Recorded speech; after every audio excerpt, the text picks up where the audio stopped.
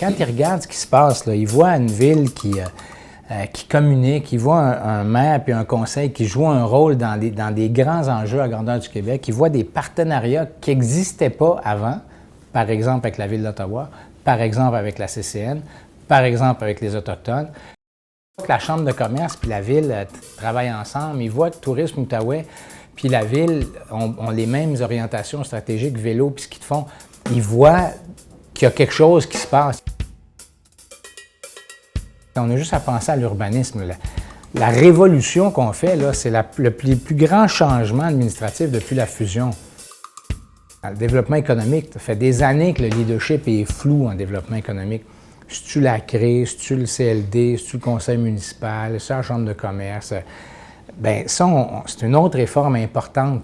Bien, ça veut dire que le prochain mandat va l'appliquer, ça, la planification stratégique, puis va parler de développement économique au lieu de parler de structure de développement économique.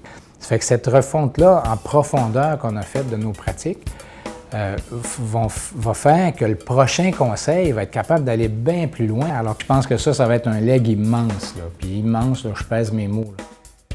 Moi, je pense qu'on va être passé d'une administration municipale à une administration municipale qui a un vrai gouvernement, où le politique s'affirme en disant « voici ce que je veux faire, voici où je m'en vais, puis je rends des comptes sur ce que j'ai fait ou ce que j'ai pas fait ».